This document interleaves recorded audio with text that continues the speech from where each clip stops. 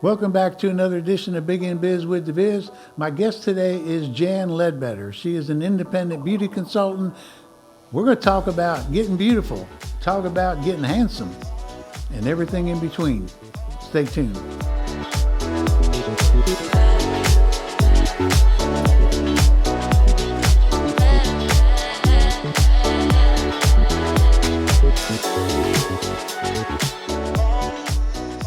Welcome back to another edition of Big in Biz with DiVizzio. I'm Craig DiVizzio, president of DiVizzio International. And my guest today, I am excited to share with you because she always, when she sees me or talks to me, always says, "Hey, handsome."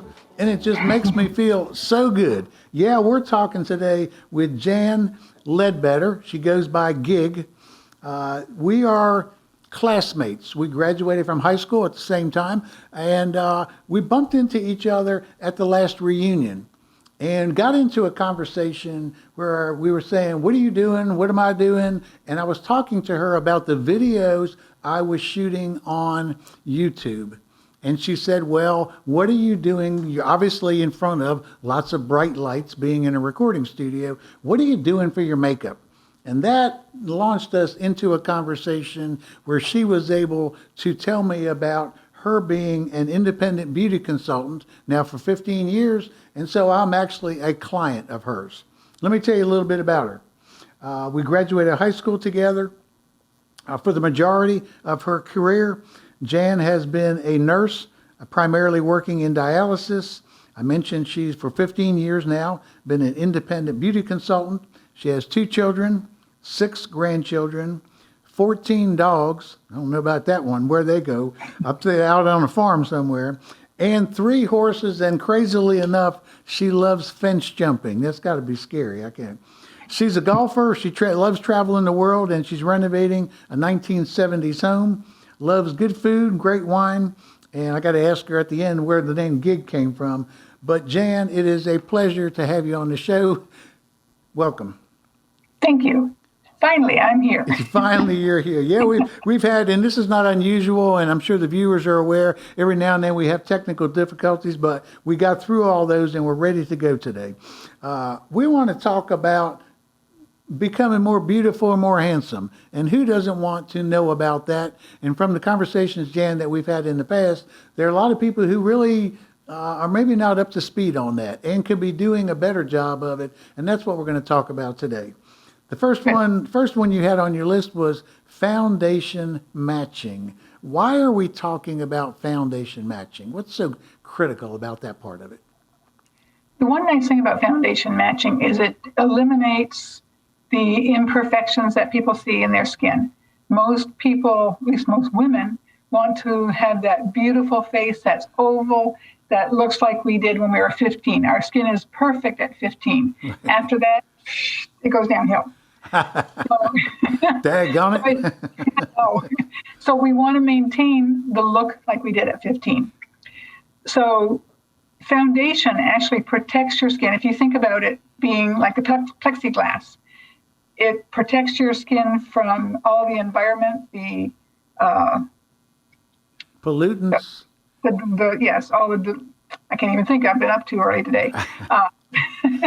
Brain fuzz. So all of the dilutants that are in the air, even the computer, all the rays that come up off the computer, when you're home cooking, all the steam that comes up off your face, the grease, it just prevents all that from plugging into your pores. So it's a barrier for the rest of the world to get to you. Right. Right. The as a barrier, is that the suggestion that people use some type of foundation or some type of protective layer every day, even what I typically think about, and of course, being a man, I'm sure that I'm not wearing as much makeup as your women clients, but I'm thinking, sometimes when I'm just hanging around the house, I don't really put anything on. Or I can expect that maybe a woman saying, I'm not going out today. I'm just going to be hanging around the house doing chores. Maybe they would avoid that. And from what you just said, maybe that's not a good idea. Well, actually, before we talk about foundation, Craig, let's talk about skincare. because All right. the skincare will lead into foundation. Okay. Okay.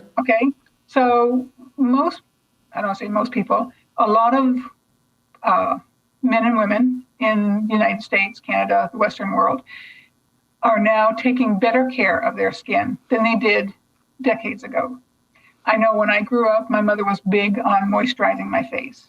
And actually, that's one of the things I have found is that if young girls start washing their face with a good cleanser, exfoliating their skin, and moisturizing, they're going to save themselves a lot of heartache when they get to be my age. Because the skin starts to thin and deteriorate. Again, after you're 15, your skin is perfect and it goes downhill. So if you can delay a lot of that process, oily skinned women and men too don't show the wrinkles because the oil is their natural absorbent and moisturizer. Right. And most people want to get rid of a lot of that oil, but it does protect their skin so they don't have those fine lines and wrinkles on their eyes and on their lips. Right. So as a young girl or even young guys, because I don't know if you had problems, but I had problems with acne when I was 13, 14, 15. And back then they didn't have a lot for us to clean our face. So I recommend an exfoliant. And what an exfoliant does is it gets rid of all the dead skin between the layers of skin. Our skin is a living cell, and it sloughs, it dies, and we get new baby cells growing. You want to protect those baby cells. So if you exfoliate, the skin, the dead cells have to go somewhere, and you don't want them going between the two layers of your skin, the dermis and the epidermis. An exfoliant will get rid of all those, the junk, the garbage, the dead cells, and keep your skin nice and vibrant and lively. Then you want to moisturize. And so if you moisturize the skin morning and evening, then you are slowing down or retarding that process of the skin thinning. So let me stop you there a second and just make sure that I'm understanding and the listeners are understanding. If you're not exfoliating, and of course you talked about the skin, the outer layer of the skin dying, but you're just using a moisturizer, but you're not cleaning off all of that dead skin, I'm going to call it, for lack of a better or more accurate term, and then you put a moisturizer on, you're just trapping that up against your skin, correct? And so that first step of exfoliation is really a critical step to get rid of all of that dead skin so that your skin does look young and vibrant and moisturized and plump. And, they always talk about those commercials where you squeeze it and how long does it take to, flatten out and that kind of thing. And of course, the younger you are, your skin's got more moisture in it. So that exfoliation step is a really critical step. I think so, yes. Okay. And so then let's talk then about the moisturizer then, because I know that for years, Jan, I was using moisturizers, but probably like a lot of people, I'm going to try to be the average person out on the street. Cost is an issue for me, and I wasn't number one, I wasn't using exfoliant at all until I met you, to be honest with you. Mm-hmm. And I was using moisturizer that I bought at the supermarket. and I know that, and I did that primarily because it was cost effective. And then sometimes it wasn't even a moisturizer, I was using body lotion.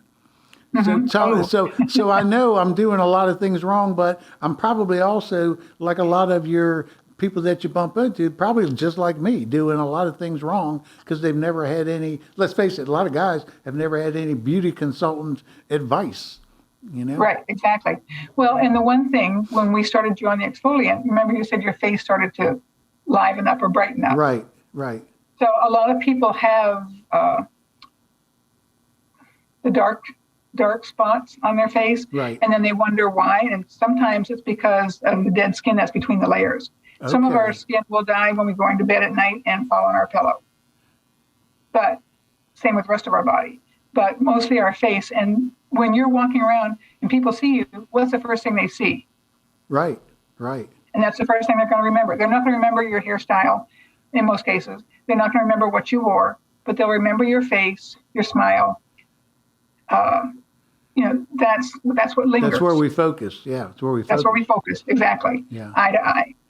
So if you are, and you were talking about buying things in the store, and there's nothing wrong with buying products in the store but you will buy more of them because most of them aren't of as good a quality as when you're buying like our products Right. or some of the higher end.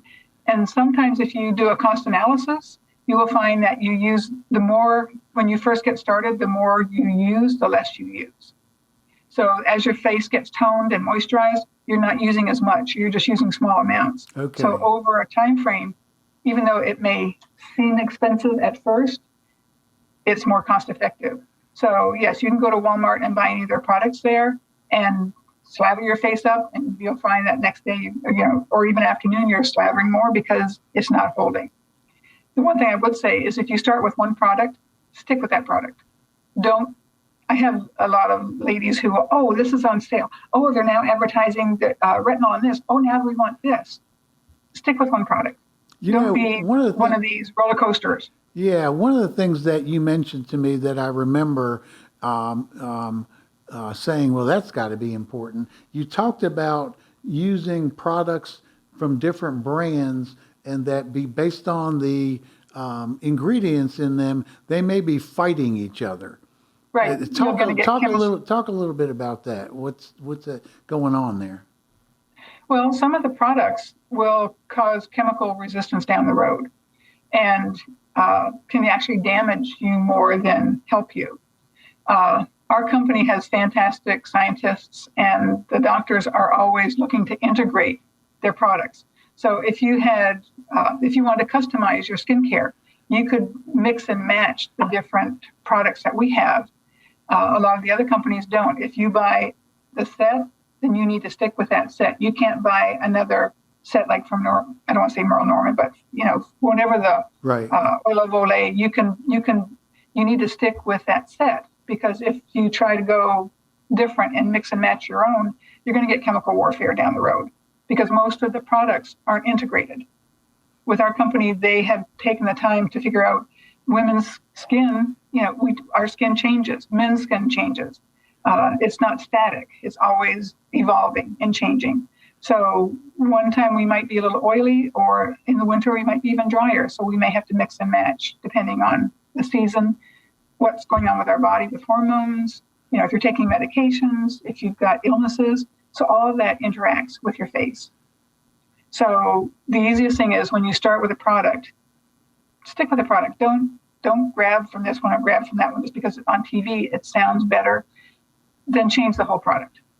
Right, and it sounds like doing research on whatever brand products you're thinking about using is wise before you even start, because right. Because there's different. As you mentioned, there's different quality of products. Some of them are good, but you may end up spending more just because they wear out or lose their effectiveness, I guess, on your skin Exactly. in a shorter period of time. Yeah. Right. So, and the nice thing about being an independent consultant is, our services are free. You can discuss with us, like with you. I didn't expect that you had to buy anything from me. I was just trying to educate you. And if we found a product that worked for you, great. If it didn't, I wasn't tethering you that you had to stay just because we were classmates, that you had to stay with me. And it's the same thing even now. If you find a better product than what we have, or someone who can even service you better, then I don't expect that you are going to stay with me. I will cry and send you. But no. Well, Jan, the thing that was for me the immediate buy-in was the knowledge that you have and how that was new to me. As a guy, and I don't know whether you're seeing more guys in your practice, because let's face it, there are more people who are doing podcasts and are shooting videos and are under bright lights. And even if I wasn't doing that, I could have learned a lot from you just about day-to-day skincare. But my skincare and the products that you're selling me are designed not only for daily use, but also for being under bright lights. Exactly. where it shows up every imperfection that you have. And if I only had my face to take care of, that would be a whole lot easier. But I got a lot more surface area that I've actually done a lot of damage to my skin, as a lot of guys who are bald or are going bald and they don't wear a hat and they get that constant sun, and you can see that showing up, ravaging your skin kind of, all the time. And so to me, the what I bought into as much as anything else was your expertise. Let me tell you what's really going on here. As opposed to just sell me a product, you need this and this and this. That'd have been cool, but it's like, let me tell you why. Let me tell you why the exfoliant's good. Let me tell you why you need to use a really good moisturizer. Use your moisturizer, blah, blah, blah, and all that. That's what I really bought into as much as anything. And I appreciated that you took the time to do that. Even, you remember, we were trying to replicate the bright lights for me. Right. We were outside in the parking lot trying to say, is this sun bright enough to replicate bright lights? Because all of that is important once I get under the bright lights. If the foundation, I don't want to go back to that yet, foundation is not the right color, then I'm going to look crazy or whatever, look like something else. So what do you, in terms of, so we're back to, we got through the exfoliant, and then we went on to moisturizer. The moisturizer. All right, but also with the moisturizers, you can get them with sunscreen, with the SPF in it. And what's interesting is sunscreens need to be kind of layered. So if you exfoliate your face and then you moisturize with a sunscreen, and then you put your foundation on with a sunscreen, you're layering. You don't have to have the 50, but you can layer it. One of the facts that I learned I thought was very interesting is in Washington State, we have the highest risk of skin cancer. And really? You would think I wouldn't think that at all, being that far north. I don't. Right. Because the marine layer that we have here in Washington, above it, you are going to have sun. The sun still comes down through the marine layer. So yes, you go to California, you go to Hawaii, Florida, people wear sunscreen because they're out in the sun all the time. Here in Washington State, we don't worry about it because we think this, we're protected, and we're not. Truck drivers are the number one risk for sun cancer because the left side of their face, their left arm is sitting out the window all the time. Oh, yeah. Yeah, I've noticed that when I drive the car, and if I don't have the window up or whatever, and the sun's beating in, I can notice my face get red and get spots on that side of my face. Absolutely. Exactly. Go ahead. Go ahead. So you were talking, though, should people foundation every day? I know with the pandemic, a lot of people don't wear their foundations because they're wearing masks all the time and they think, I don't need to wear it. But theoretically, if you wash your face with an exfoliant and then you moisturize, you have the sunscreen, with or without sunscreen, you still have the moisture to protect. But again, if you think about the foundation being that plexiglass, you need to protect, like right now I'm in front of the computer screen. I have my foundation on. I don't have my mask on unless I go out to the door. Nobody's really going to see that I have foundation on, so it doesn't really matter, but I still put a thin layer on in the morning because, again, it's got the sunscreen in it. It protects me. I also know that it gives me the confidence when I wake up in the morning and I have cleared my face so that I have a clean palate and I don't have all those nooks and crannies and the irregular skin. So it gives me that confidence so that when I come to work, I have my makeup on, or at least my face on, I do feel better. And then when I go outside, I'm still protected from the environmental issues outside. Yeah, I'm fairly certain that a lot of people don't realize the effect, as I didn't until you just said it, of being in front of a computer screen and that having an effect on your skin, on your face. To me, that's about as far out an idea as you can get. Right. Even though we talk about, I know they say don't look at that computer screens late at night because of how it affects your eyes. I've never heard anything about your face. It's very, very interesting. So you've been listening to Big in Biz with DiViz. We're talking to Gig Leadbetter. I get tripped up on her nickname, Jan Gig Leadbetter. We'll be right back after this short break.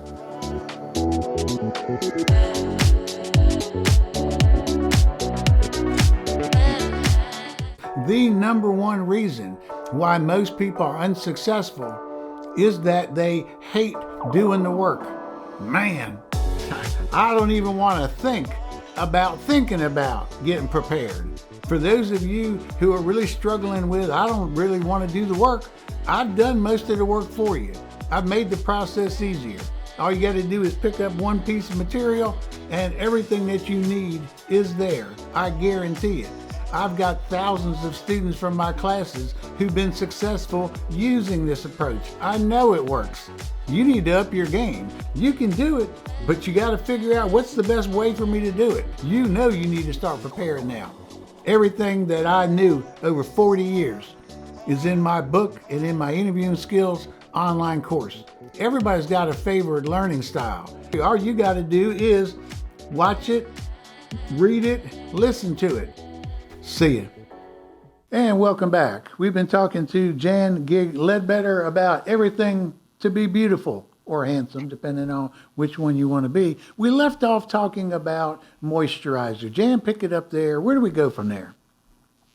So after you moisturize your face, again, the best thing to do is to apply a foundation because, again, that's your barrier from all the environmental pollution that is going to get into your face. Right. You want to protect that skin, again, and prevent the aging. So foundation matching is very simple, but can also be very hard because most women, I know some men will wear foundations, but not a lot. Because men feel like it's a girly thing to do, but it really isn't. It's a nice, again, a barrier protection.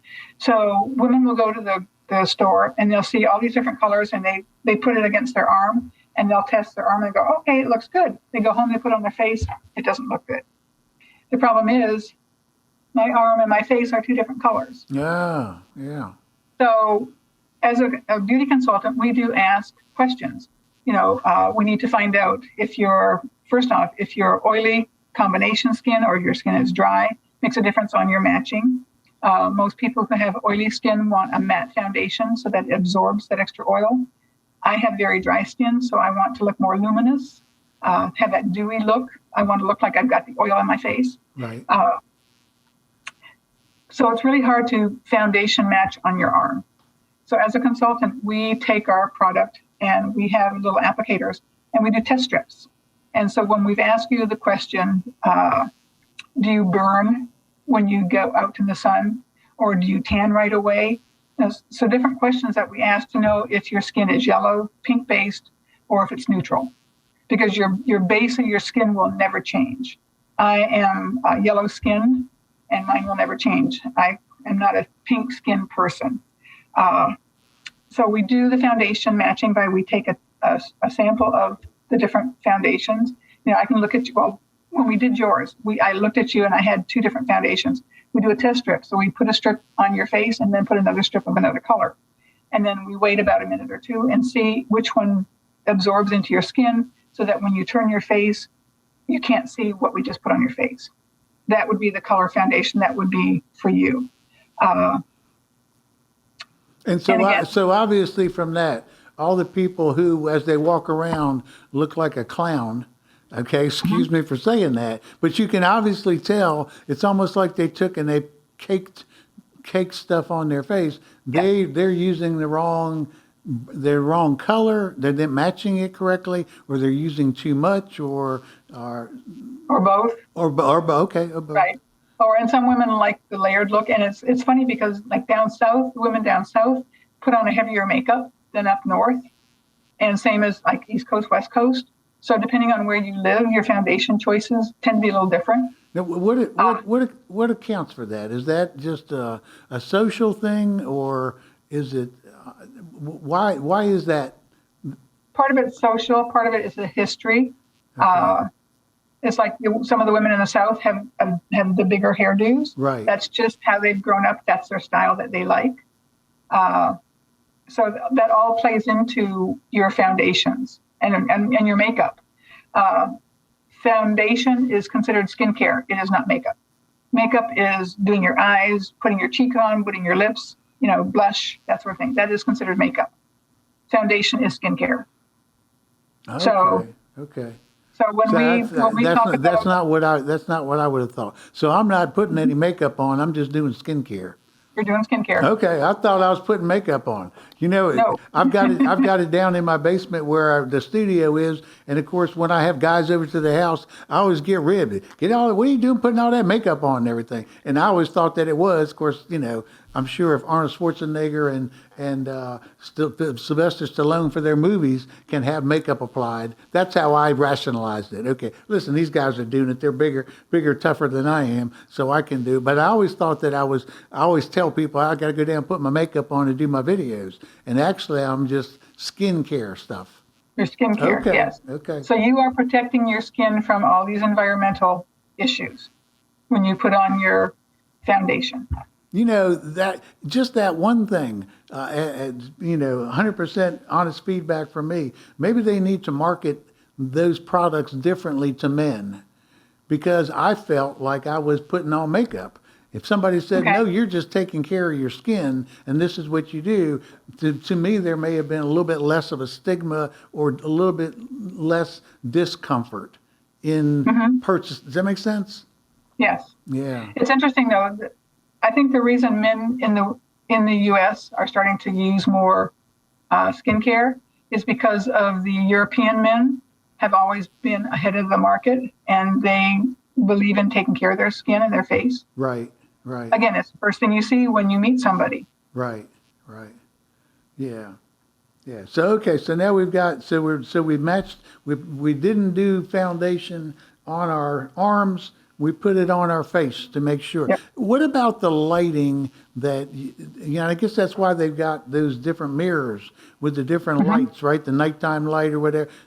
So that's pretty important, is it not? It is. What would change in your regimen, I'm going to call it, what you're putting on your face, if you were going out at night versus you were going out in the daytime where it's cloudy, or if it was going to be really sunny? What would change so that you don't look, made up? I mean, aren't you wanting your makeup to make you look good, but you don't want to see somebody's makeup? You want to see their... Exactly. Okay. Talk a little bit about that. At least for me and for most women, again, I know some men do wear makeup, but most women will put on their makeup in the morning, and it's usually softer, and most of our makeup is you would put it on so that's out for daylight. So if you put your makeup on and you went out in daylight, you would look and see how it should look nice and soft and rosy. At nighttime, you come back in, all you really need to do is just enhance more the makeup around your eyes and maybe a little bit darker lipstick or a little bit more blush. But your foundation's already there. You don't have to touch it up. It should be good for 10 to 12 hours. Okay. So the foundation part of it doesn't change. It's all the foundation extras. Does not change. Okay. It's all the extras. Okay. Yes.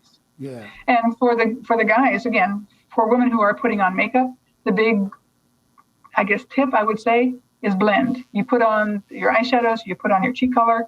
You don't want to look like Miss Mimi that had all the, Saturday Night Live. You want to blend it. So either with a brush or with a sponge, you're blending, you're softening the edges because you don't want to see arrows pointing to your nose, pointing to your eyes. Right, kind of a rigid line where on this side there's one color, on this other side there's another color. You want it to be smooth transition from one color to the next. Okay. Right, but also with your foundation, what you're doing is you're putting it on your face, you're blending it into your, hairline. Yeah, that's quite all right. I've been accustomed to that. And then you're rolling it, and you're rolling it down your jawline. You are not putting it on your neck. So the foundation is only for your face, because people like me who wear turtlenecks, you don't want to have it so your foundation is, or a white shirt, and you're seeing your foundation rubbing off on your shirt. Right. So it would be just for the face and just soften to the jawline, and then if you needed to blend it. So that's why most people, they don't match it to their arms, they match it to their face. Their face and neck should be one. You've been doing this for at least 15 years, and I know applying makeup longer than that. But what do you see as the area that we can do it separately, men and women, most women struggle with?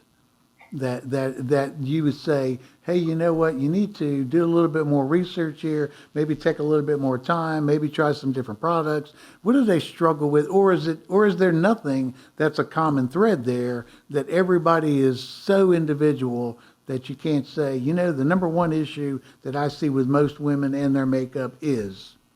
How would you answer Again, that? when you're talking makeup, that's different. Okay, yeah. So most Let's go women back have to issues skincare. with their skincare. Okay. With skincare, I think it's a lot because people don't know whether they should be doing for oily skin or for dry skin. I think that's the biggest thing. And Because how do you find that out? What's a good way to find that out? So, because I know you mentioned you got the oily products and the dry products, and then what was the one in the middle? It was like both. it's the combination. Yeah, the combination. How would Because some people will have the T-spot going on. Yeah, if that's an issue, how would you suggest somebody go about finding out which product they need to buy? Just education. And I don't think a lot of the products on the market in the stores give you that much. Some of them will tell you it's for the T-zone or it's for oily skin or not for oily skin. Most of them will say matte or luminous, and some people just aren't educated enough to know what's the difference or why. Okay. What about men with their skincare? And I guess the biggest issue is they don't do it. But beyond that, as you're working with people who are saying, you know, maybe we can make an easy transition here and say, okay, I started working with the woman, and then the husband got interested because she's looking a whole lot better because now her makeup and her skincare are looking great, and then he gets interested in that. What's the advice there? What are some of the biggest mistakes that men make beyond just not using products? That's the biggest thing is not using. Okay. But I know, like for my customers, when I go in with the women, and I will say we have men's products. I don't tell them that they're the same as the women's. It's like it's just packaged differently because men don't want pink packaging in their bathroom. They want the masculine gray, black, whatever. Absolutely. What's interesting when before I started being a beauty consultant, is my husband and I had gone skiing several times, and every time I turn around, my jar of moisturizer was getting used up. And he said, you know, this is really great. He said, since I've been using this and we go out skiing, my face doesn't flake and chap like it did. So that was my first introduction to men using skincare. My husband has been using skincare for 40 years. Yeah, you know, I obviously got a lot more interested in it after we talked. And the first thing that I noticed was when I put moisturizer on, the moisturizer that I get from you, my skin doesn't immediately turn oily.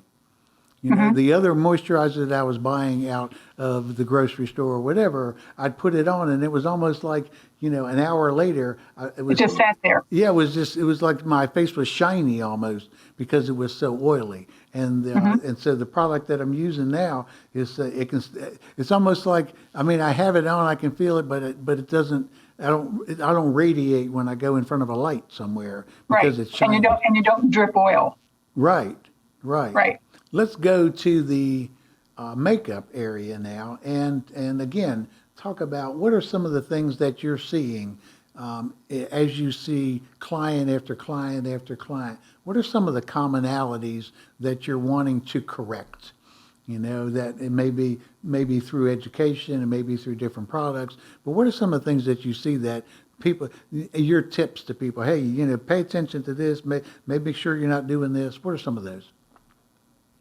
Oh, that's kind of hard to say because, again, when I start with a customer, I teach them, I run my mouth all the time. So I am teaching them from the very beginning and educating them on skincare. And usually the first appointment that we have is pretty much skincare and maybe a dash at the door makeup. I don't go into makeup because if you don't have good skincare and you put makeup on your face, sorry, it's going to look crappy. So it doesn't matter how good of a makeup you buy if you have poor skincare. Say that again. That what you just said.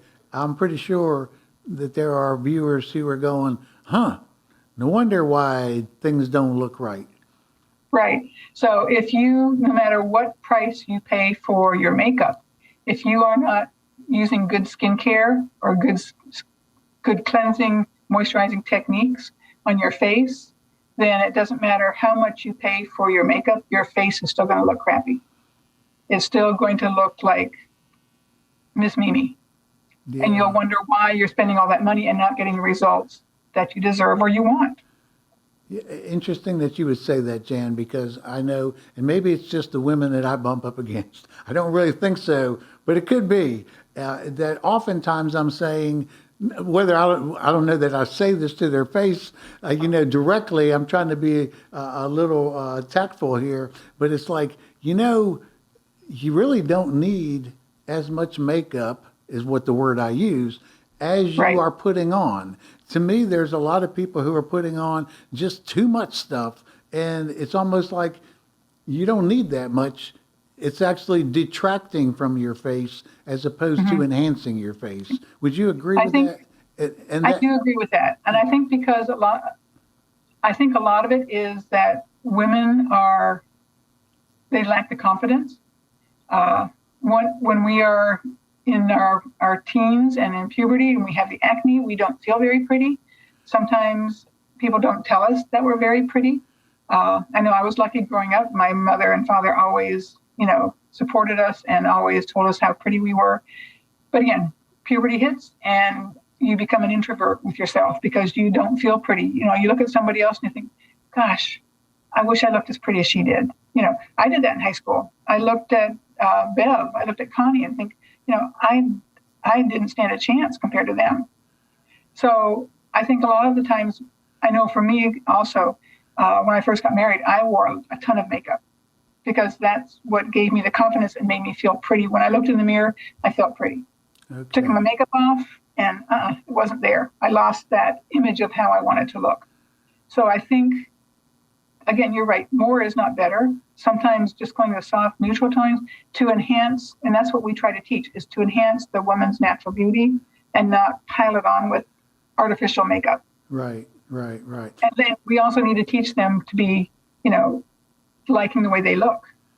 And that's what, again, I put my makeup on in the morning because it gives me the confidence and I know I look good no matter what happens. What to you is, we didn't talk about how you got into being an independent beauty consultant, but what has been the most rewarding part for you? Obviously, you're doing this in addition to another job. So you don't do that if you don't enjoy it. And people, I'm sure, as they're listening and hearing you, can realize that you're really passionate about this, that you love what you do. What do you, for you, is the biggest reward? Well, like with you, Craig, when you clean someone's face and you put the moisturizer on, they touch their skin feels soft as a baby's butt. And you put a little bit of foundation on them with just a little bit of makeup, and they look at themselves in the mirror and they go, I am pretty. Yeah, I had a podcast guest the other day after the podcast was over, as we were walking out, say, well, let me go into and of course I was still at that point. I'll stop calling it makeup now, and I'll start to take the foundation off. Obviously it's for the bright lights, it's a little bit heavier than you would use if you were out in sunlight. And so we were getting ready to go to dinner, and I said, let me run to the restroom and take some of this makeup off. And so you can take this as a compliment because you taught me that. They said, oh, I didn't even know you were wearing any. And to me, that was the nicest thing they could have said, that they didn't realize it, which is, Right. I was thinking that as you were talking, there's got to be an inherent reward in helping people gain back that confidence, that I don't have to pack my face full of stuff and I can still be as attractive as I'd like to be. Right. Through the education that you give them. Exactly. Yeah. Well, we're running out of time, so what are your last thoughts? If you had to give any last tips or last advice to the audience, what do you want to say to them, Jan? I think the biggest thing is when you find a product that you love, stick with that entire product line. Don't mix and match. Don't create chemical warfare, because it may not happen now, but years down the road it will. And just get a good exfoliant on your face and moisturize. And then do a foundation that will protect your skin. That will give you more life for your face through all the years. Sounds good. Sounds like wonderful advice for everyone, women and you men out there, and you men out there who are listening to this. Take it from me. When I started taking care of my face, I noticed a major difference in how, when I looked in the mirror, I felt about myself. So that's for both people. And Jan, if people want to get in touch with you, they want to ask you questions, they want to check out your products, how do they reach you? They can call me or text me, 360-880-2441. I don't do snail mail, but I do email, and that's mistymmews007 @tdstomdicksally.net. Sounds great. Jan, I want to thank you for being on the show today. It's been a real pleasure talking to you. We finally got you. Yeah. and the information that you shared was really valuable. Thank you so much for being. Thank you, Greg. Have a great week. You do the same. And that's it for another edition of Big in Biz with DiViz. I want to thank you for watching. Till next time, stay cool, have good thoughts. See you. Moisturize. And moisturize.